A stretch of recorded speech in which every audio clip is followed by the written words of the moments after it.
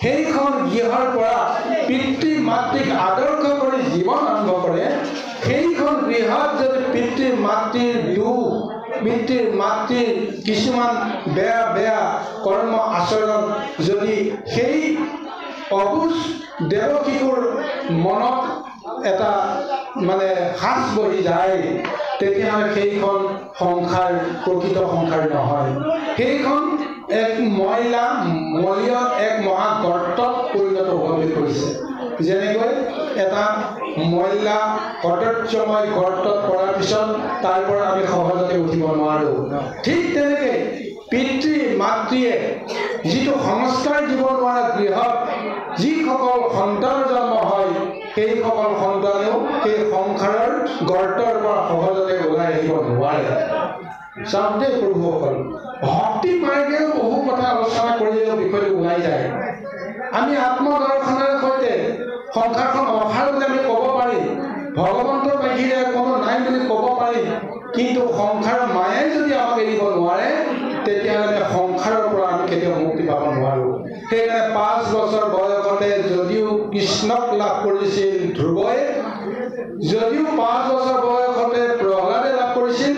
কিন্তু তথাপিও প্ৰভু ভগৱন্তে তেওঁলোকক পুনৰ মায়া সংসাৰলৈকে পঠিয়াই দিয়াৰ অৰ্থটো হৈছে কি যে তোমালোকে মোক পাব পৰা যিখিনি শক্তি সামৰ্থ্য তোমালোকৰ সম্ভৱ হৈ গ'ল কিন্তু এই মুহূৰ্ততে তোমালোকে এই কাৰণেই মুক্তি নোপোৱা এই কাৰণে সংসাৰ ত্যাগ কৰিব নোৱাৰা কাৰণ তোমালোকক মায়াই বান্ধি আছে মাতৃয়ে তোমাৰ পৰা আশা কৰি আছে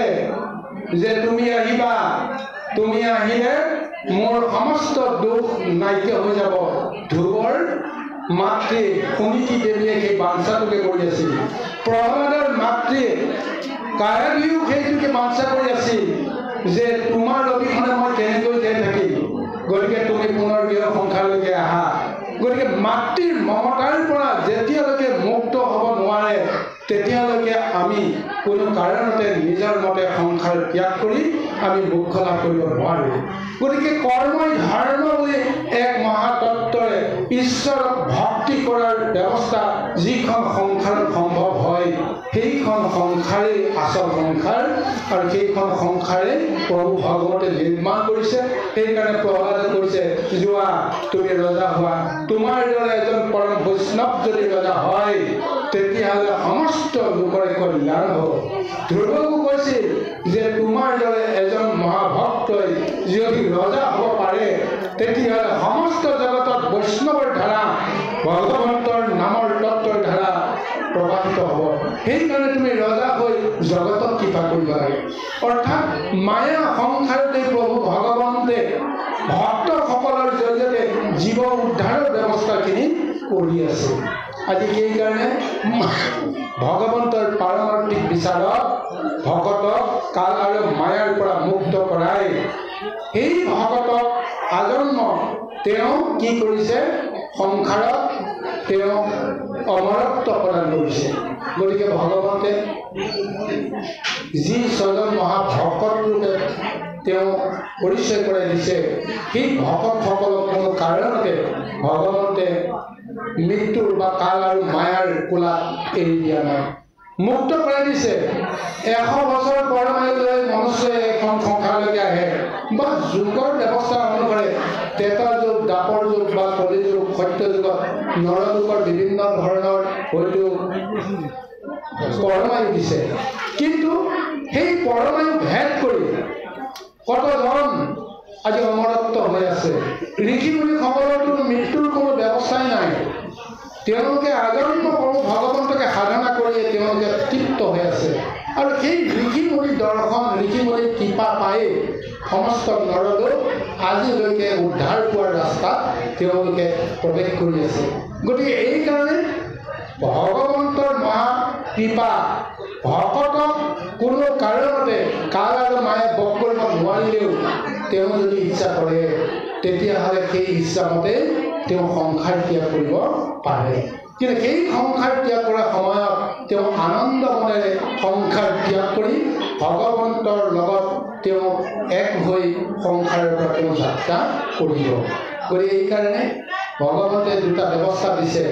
বিষয়ত ভুগি থকা সকলক যমৰ জৰিয়তে তেওঁলোকক এক পৰীক্ষা দিয়ে সেইসকলে যমৰ আশ্ৰয় যমৰ সাক্ষাৎ হ'বই লাগিব। যমৰ সাক্ষাৎ হ'লে পাপ পুণ্য বিচাৰ হ'ব। তাৰপিছত যদি বিচাৰত তেওঁ পুণ্য আছে স্বৰ্গলৈ পঠিয়াব, যদি পাপো নাই পুণ্যও নাই লগে লগে তেওঁলোকক নৰলোকলৈকে পঠিয়াই দিব। আৰু যিসকলে মহা অপৰাধ কৰিছে মহা পাপ কৰিছে দণ্ডস্বৰূপত নৰকলৈ পঠিয়াই দিব। কিন্তু যিসকলে মহা ভক্তি কৰি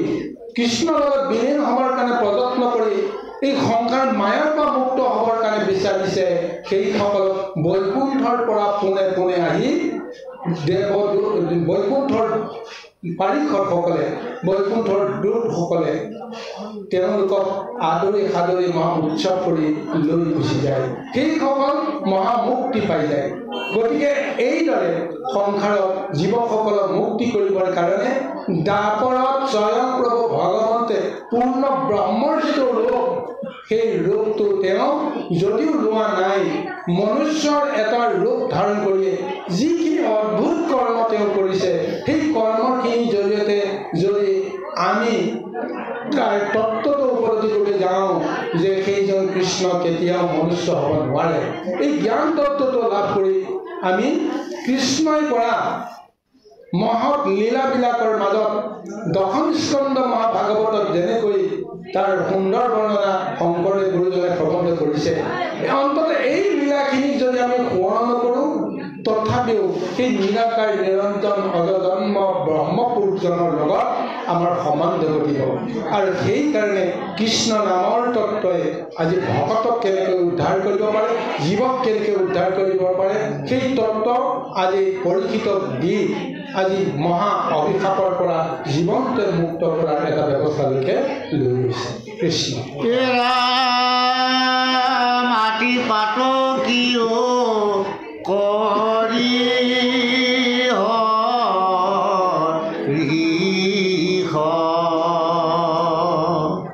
অধিয়াৱে কৃষ্ণক এক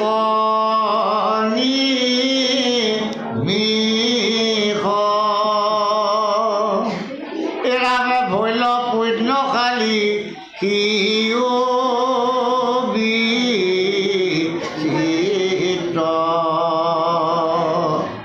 অপবিত্ৰকাৰীকো কৰে পবিত্ৰ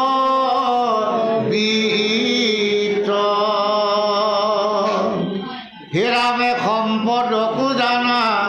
নহি সম্পদ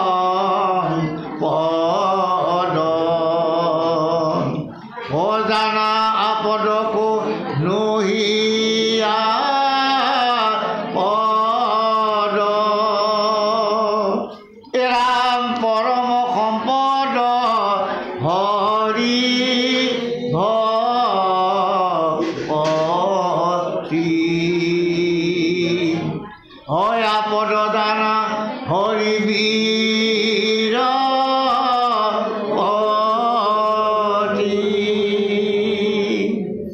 হিৰামে মহাপাপী অতি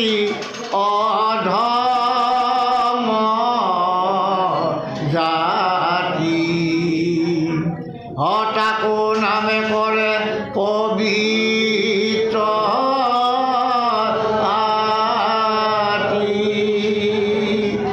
এৰামে হেনকে নাম ধৰ্মশীৰ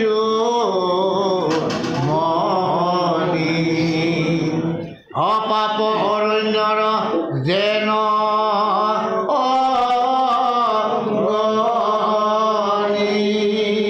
কৃষ্ণ নামৰ কি মহাতত্বৰ কথা পুনৰ বিশ্লেষণ কৰিছে যে নামে যে অকল ভক্তসকলকহে তৰাব পাৰে এই কথা নহয়। মহা মহা পাপীসকলেও যদি এক নিমিষৰ কাৰণেও যদি প্ৰভু ভগৱন্তক পবিত্ৰ অন্তৰে সৈতে শ্ৰদ্ধা সহকাৰে যদি নাম ল'ব পাৰে সেই মহাপাতকীও তৰি যাব পাৰে। গতিকে নাম অকল ভকতক তৰাবৰ কাৰণে নহয়, মহা মহা বিষয়ী মহা মহা পাপীসকলকো তৰাবৰ কাৰণে নামৰ শক্তিয়ে যথেষ্ট। উদাহৰণ দিছে ৰত্নাকৰক। সেই ৰত্নাকৰ কিমান পাপ কৰিছিল, কিন্তু এটা সময়ত যেতিয়া তেওঁ নাৰদৰ দৰ্শনত নাৰদৰ উপদেশত যেতিয়া তেওঁ নিজৰ যেতিয়া স্বৰূপটো বুজি পালে লগে লগে তেওঁ মহাপাপী হৈও ভগৱন্তক যেতিয়া তেওঁ বিশ্বাস কৰিব লগা হ'ল, নাৰদৰ কথা মতে তেওঁ বিশ্বাস কৰিবলৈ বাধ্য হ'ল, গুৰুৰ কথা মতে তেওঁ বিশ্বাস কৰিবলৈ বাধ্য হ'ল যে এই মহাপাপৰ পৰা মুক্তি পোৱাৰ এটাই ব্যৱস্থা ৰাম নাম, নামত আশ্ৰয় লোৱাৰ বাহিৰে গতি নাই। তাৰ কাৰণে তেওঁ যদি সংকল্প কৰাৰ কাৰণতে মহাপাপৰ পৰাও তেওঁ মুক্ত হৈ গৈছে, জীৱনতে মুক্ত। এই কথাটো আমি ক'ব লাগিব। কিন্তু গুৰুসকল, আমিতো কৰ্মফল ভুগিব লাগিব। মহাপাপ আমি কেনেকৈ আমি নাশ কৰিম, এই ব্যৱস্থাটোত যদি আমি ৰত্নাকৰ চৰিত্ৰটোতে যদি অকণমান বিশ্লেষণ কৰোঁ ওলাই যায়, ৰত্নাকৰকে আদি কৰি এনেদৰে সাধকসকলৰ দেহ কেনেকৈ উঁয়ে খাই শেষ কৰি পেলায়, তথাপিও তেওঁলোকৰ মৃত্যু নহয়। হাৰ আৰু মজ্জাৰ জৰিয়তে নামৰ তপ চলি থাকে, ধ্যান চলি থাকে। তাৰপিছতে প্ৰভু ভগৱন্তই কৃপা কৰি আহি সমস্ত শক্তি দেহ সেই সমস্ত তেওঁ কি কৰে, পুনৰ প্ৰদান কৰি দিয়ে, নৱৰূপ প্ৰদান কৰি দিয়ে। তাৰমানে এই তত্ত্বটোৰ পৰা এটাই গম পাব লাগিব, যি কৰ্ম দুখত পৰি আমাৰ গোটেই পাৰ্থিৱ দেহটো শক্তিখিনিক আমি কলুষিত কৰিছোঁ, সেই কলুষিত কৰা দেহটো নামৰ তত্ত্বৰে আমি পৰম শুদ্ধ কৰিবলৈ যাওঁতে সেই কলুষিত দেহৰ ৰূপান্তৰ হৈ যায়। যিটো দেহে আমি নানা ধৰণৰ অপকৰ্ম কৰিছিলোঁ, যি শক্তিক আশ্ৰয় কৰি আমি সেই কৰ্মখিনি কৰিছিলোঁ, সেইবোৰ কৰ্ম আমাৰ দেহৰ পৰা আঁতৰি যাব লাগিব। এইকাৰণে উঁয়ে সাপলুৱে যে গোটেই দেহটো খাই দিলে, মহাপাপী এই দেহটো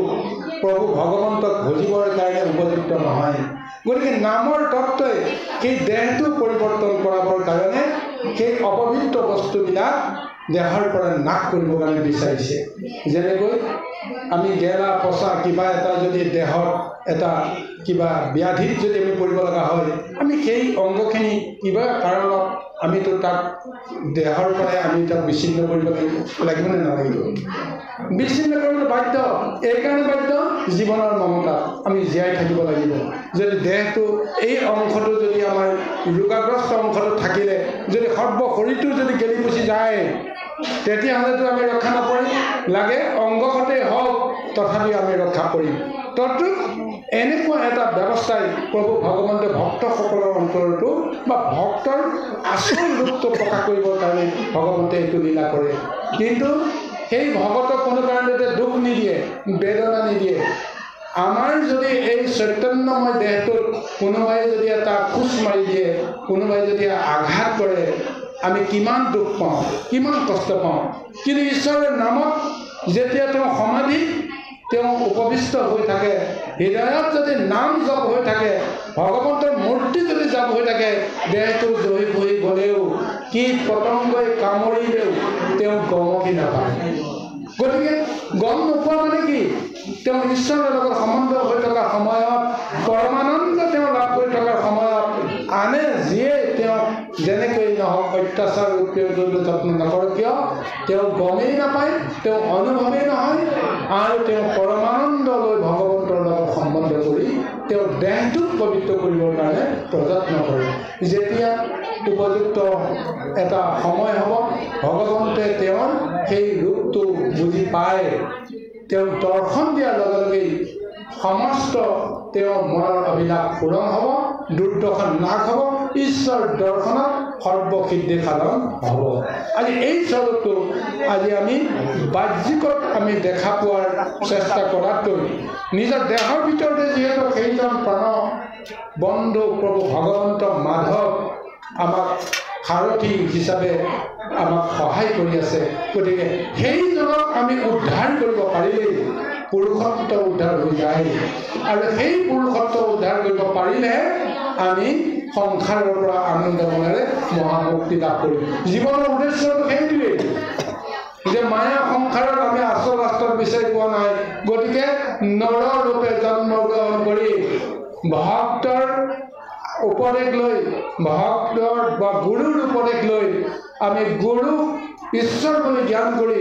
আমি গুৰু পূজা কৰাৰ চলেৰে ভগৱন্তৰ মূৰ্তিটো আমি পূজা কৰিবলৈ যত্ন কৰিব লাগিব। সেইকাৰণে আমাৰ সুন্দৰভাৱে কৈছে গুৰু ব্ৰহ্মা গুৰু বিষ্ণু গুৰু দেৱ মহেশ্বৰ গুৰু সাক্ষাৎ পৰম ব্ৰহ্ম তস্मै শ্ৰী গুৰুৱে নমঃ। বাহিৰত যদি আমি গুৰু দৰ্শন কৰিবৰ কাৰণে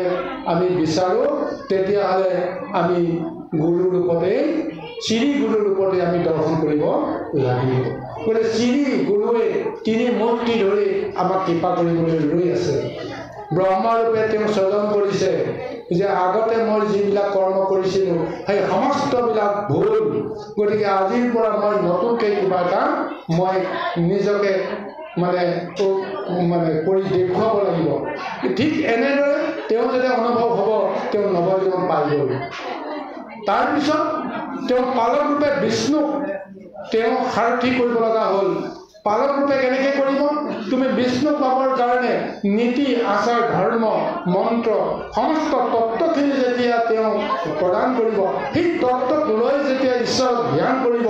তেওঁ ধ্যান কৰা দেখি তেওঁ পূজা কৰা দেখি তেওঁ আচৰণ দেখি বাকী সকলেও তেওঁৰ আচৰণ ল'বৰ কাৰণে আগবাঢ়ি আহিব। অৰ্থাৎ নিজৰ লগতে বাকী সমস্তকো তেওঁ পালনৰ যিটো ব্যৱস্থা সেইখিনি প্ৰদান কৰে। আৰু লগতে আমাৰ দেহৰ ভিতৰত থকা যিমানবিলাক আখৰিক প্ৰবৃত্তি আছে এই প্ৰবৃত্তিবিলাকক নাশ নকৰিলে আমি কেতিয়াও শুদ্ধ কৰ্ম আচাৰ নীতি ধাৰণ কৰিব নোৱাৰিম। সমস্ত জীৱৰ প্ৰতি দয়া কৃপা এই সমস্তবিলাক কৰিবৰ কাৰণে যাওঁতেও আমি নিজৰ মনৰ ভিতৰত থকা ঈৰ্ষা দেহ হিংসা প্ৰবৃত্তি সমস্তবিলাক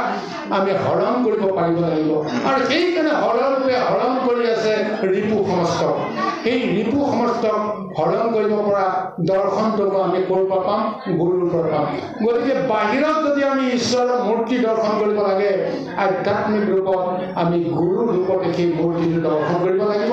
আৰু হৃদয়ত যদি আমি সেই গুৰু মূৰ্তি দৰ্শন কৰিব লাগে তেতিয়াহ'লে পৰম গুৰু ৰূপে ভগৱন্তে দেহতে আশ্ৰয় কৰি আছে। সেই গুৰুজনে যি নিৰ্দেশ দিয়ে সেইমতে সেই জীৱই কৰ্ম কৰি আছে। আৰু সেইজনক আমি চিন্তা কৰিব লাগিব। চিত বুদ্ধি জ্ঞানৰ চেতনাৰ নামত পৰম ব্ৰহ্মপুৰুষজনে আমাক সেই জ্ঞান দিছে উপদেশ দিছে পৰম গুৰুৰ ৰূপত। সেইজন পৰম গুৰুক যদি আমি নিজৰ দেহৰ ভিতৰত আমি উদ্ধাৰ কৰিব পাৰোঁ তেতিয়াহ'লে আমি ধন্য। এই পৰম স্বৰূপটোকে আজি ভাগৱতে ব্যৱহাৰ কৰিছে। আহক সময়ৰ প্ৰতি লক্ষ্য ৰাখি আৰু কেইটামান তিনিটামান পদচৰণ আছে, এই পদচৰণ আমি অলপ খৰখেদাকৈ আগবাঢ়িবৰ কাৰণে পদক্ষেপ কৰি ইয়াৰ পিছতো যিহেতু আৰু কিছু কাৰ্যসূচী আছে গতিকে সময়ৰ প্ৰতি লক্ষ্য ৰাখি আমি আগবাঢ়িবলৈ যত্ন কৰিছোঁ। কৃষ্ণ কলিত পৰম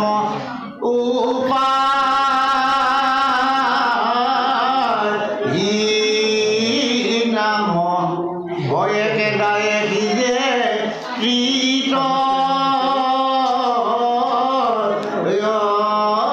কাম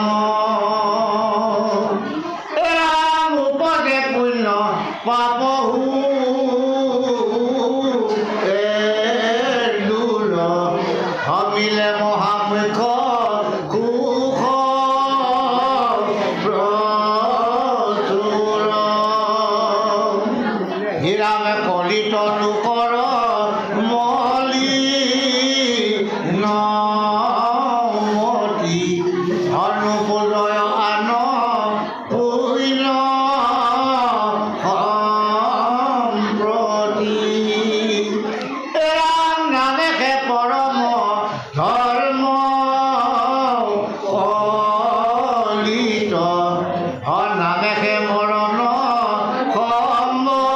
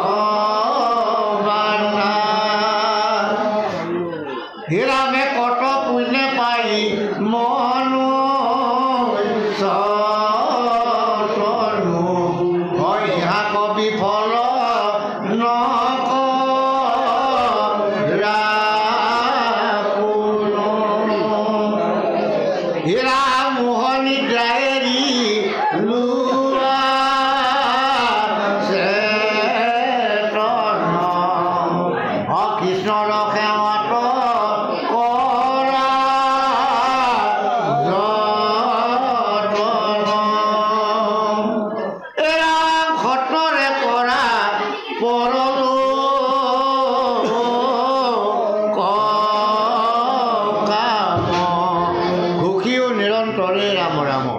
অভুখি মন্দিৰত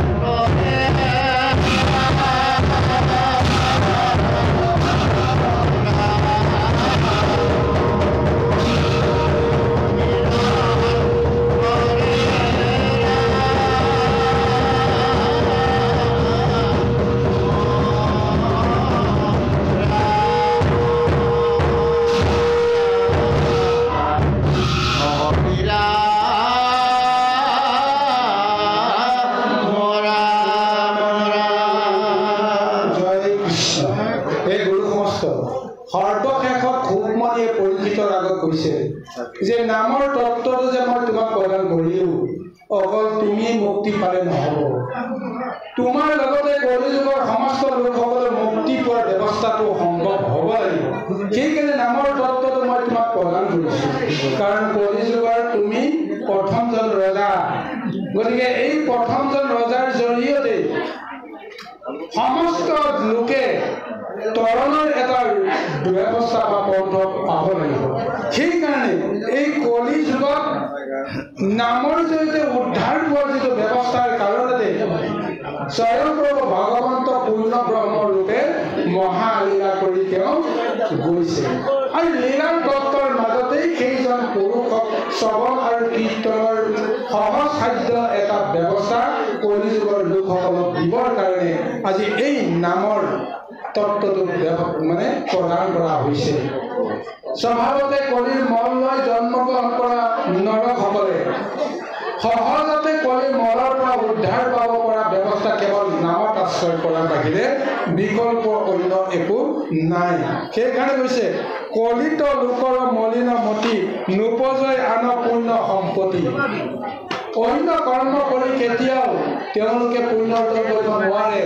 কাৰোবাক দান দিব দক্ষিণা দিব কাৰোবাক সহায় কৰিব ইত্যাদি ইত্যাদি কৰ্ম কৰক কিন্তু যদিহে তেওঁ শ্ৰদ্ধা ভক্তি সহকাৰে ঈশ্বৰৰ কৰ্ম কৰি সেই কৰ্মখিনি নকৰে তেতিয়াহ'লে তেওঁ দান দিয়া বুলি পুণ্য কৰা বুলি অহংকাৰ কৰিব পাৰে কিন্তু তেওঁ কেতিয়াও সংসাৰৰ পৰা কলিৰ মলৰ পৰা তেওঁ মুক্ত হ'ব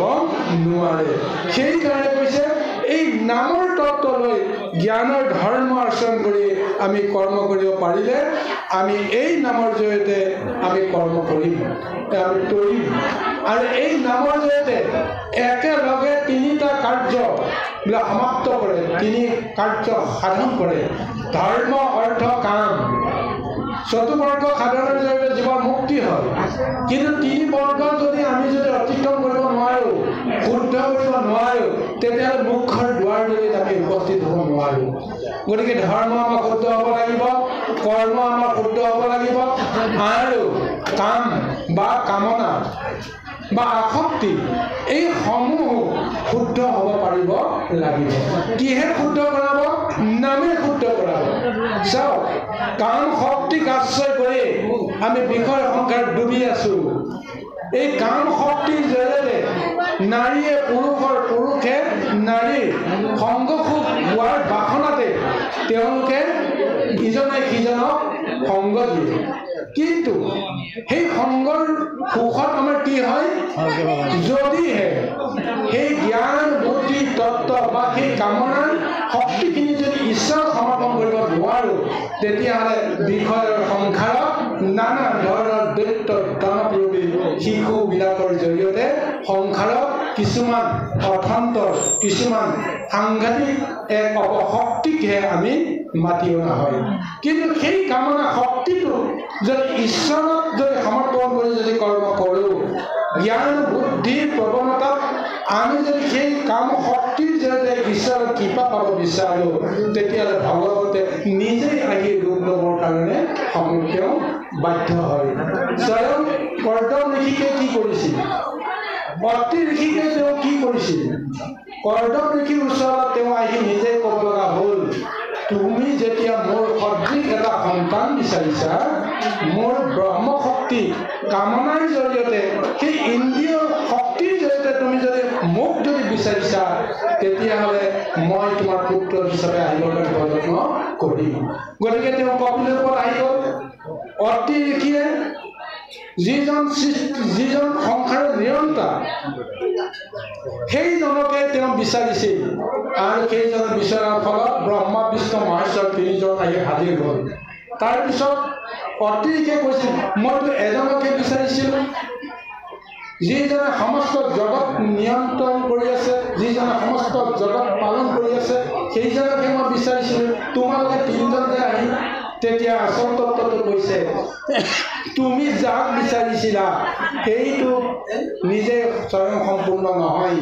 আমি তিনিজন লগ লাগিলেহে সেইটো সম্পূৰ্ণ হয় সেইকাৰণে তুমি যাক বিচাৰিছিলা এই তিনিজন আমি আহিবৰ কাৰণে বাধ্য হ'লোঁ স্বয়ং অতি ঋষিৰ পুত্ৰৰূপে ব্ৰহ্মা বিষ্ণু মহেশ্বৰেও পুত্ৰৰূপে বা সন্তানৰূপে এইখন সংসাৰলৈ আহিবৰ কাৰণে প্ৰযত্ন কৰিলে তথাপিও বিধি ব্যৱস্থাৰ মাজেৰে আমি অকল ইন্দ্ৰিয় সুখৰ কামনাত আমাৰ নিজৰ শক্তিটোক যদি অপপ্ৰয়োগ কৰোঁ তেতিয়াহ'লে আমি সংসাৰৰ পৰা কেতিয়াও মুক্ত হ'ব নোৱাৰোঁ আৰু যদি এই ঈশ্বৰক আশ্ৰয় কৰি যদি আমি কৰ্ম কৰোঁ ভগৱন্তে নিজৰ শক্তিয়ে আমাক উদ্ধাৰ কৰিব সেইকাৰণে কৰ্দম ঋষিক কৈছিল কপিল মহাপ্ৰভুৱে তুমি যে মোৰ এটা ৰূপ ল'বৰ কাৰণে মোক অৱতাৰ ল'বৰ কাৰণে কৃপা কৰিলা মোৰ তত্ত্বখিনি প্ৰচাৰ কৰিবৰ কাৰণে মোক যাতে তুমি পিতৃৰূপে এটা সুযোগ দিলা তাৰ কাৰণে তুমি জীৱন্ত নিৰ্মিত তুমি আৰু একো কৰ্ম কৰিব নালাগে কাৰণ মোক সাধনা কৰি মোক পুত্ৰৰূপে লাভ কৰিয়েই তুমি মহামুক্তিৰ ব্যৱস্থাটো পাই গৈছা তদ্ৰূপ যদি আমাৰ বংশত আমাৰ পুত্ৰৰূপে যদি ব্ৰহ্মৰ সন্তানক যদি আমি সঁচাকৈ এই জগতলৈকে যদি আমি আমন্ত্ৰণ কৰিবৰ কাৰণে কাম শক্তিক যদি আমি প্ৰয়োগ কৰিব পাৰোঁ তেতিয়াহ'লে আমাৰ জীৱন ধন্য ভগৱন্তে এইকাৰণে সৃষ্টি কৰিছে ভকত সৃষ্টিৰ কাৰণে ভগৱন্তে সাংসাৰিক লীলাবিলাক কৰি আছে ভকত সৃষ্টি হ'লেহে জগত চলি থাকিব আৰু জগতক উদ্ধাৰৰ ৰাস্তাটো ভকতৰ জৰিয়তেহে সাংসাৰিক জীৱসকলক প্ৰদান কৰিব ভগৱন্তে নিজে নিজে কেইটা ৰূপ ল'ব কেইটা অৱতাৰ ল'ব কলিযুগত সিদ্ধান্ত কৰিলে মই অৱতাৰ আৰু শ্ৰী ৰূপত পূৰ্ণ ৰূপত মই অৱতাৰ ধাৰণ নকৰোঁ গতিকে তেওঁ দাপৰতে সেই পূৰ্ণ ব্ৰহ্মৰ অৱতাৰ ধাৰণ কৰি এই লীলাখিনিকে তেওঁ কলিযুগৰ লোকসকলৰ কাৰণে উপহাৰ দিছে বাৰু যি কি নহওক গুৰু সমস্ত এই মহাতত্ত্বকে সাৰথি কৰি আমি ভাগৱত পৰম পুৰুষক আমি হৃদয়ত আমি ধাৰণ কৰিবৰ কাৰণে প্ৰযত্ন কৰিব লাগিব ভাগৱত পুৰুষক যদি আমি হৃদয়ত যদি উদ্ধাৰ কৰিব পাৰোঁ স্থাপন কৰিব পাৰোঁ তেতিয়াহ'লে জীৱনটোতে আমি মুক্ত হৈ পৰিম আৰু সংসাৰত থকা আৰু নথকাৰ মাজত বিষয়ৰ কোনো অনুভৱৰ আমাৰ লগত সম্মত নথকাৰ সময়ত আমি স্বয়ং প্ৰভু ভগৱন্তৰ ইচ্ছাত আমি এইখন সংসাৰক আমি যিমান দিনলৈকে জীয়াই নাথাকোঁ কিয় সেই জীৱনত আমি কোনোদিন আসক্ত নহওঁ মুক্তিও আমি বাঞ্ছা নকৰোঁ কাৰণ ভগৱন্তৰ সেৱা কৰাৰ যি এটা মহৎ সুখ আছে সেই সুখটোক আমি কেৱল আমি উপলব্ধি কৰিব পাৰিলে আমি এইখন সংসাৰত থাকিলেও আমি সুখী হ'ম এইখন সংসাৰৰ পৰা গুচি গৈ আমি বৈকুণ্ঠৰ প্ৰতিষ্ঠান পাম কিন্তু যিটো আনন্দ প্ৰভু ভগৱন্তে বৈকুণ্ঠবাসীক দিছে মহাভক্তসকলক এই বৈকুণ্ঠৰ পৰা আহিও সেই মহাভক্তসকলক ইয়াতেই পৰম সুখটো তেওঁ প্ৰদান কৰিছে গতিকে সেই প্ৰভু ভগৱন্তৰ শ্ৰীচৰণত আমি সকলোৱে যে মন প্ৰাণ নিবিষ্ট কৰিব পাৰোঁ তাকেই আমি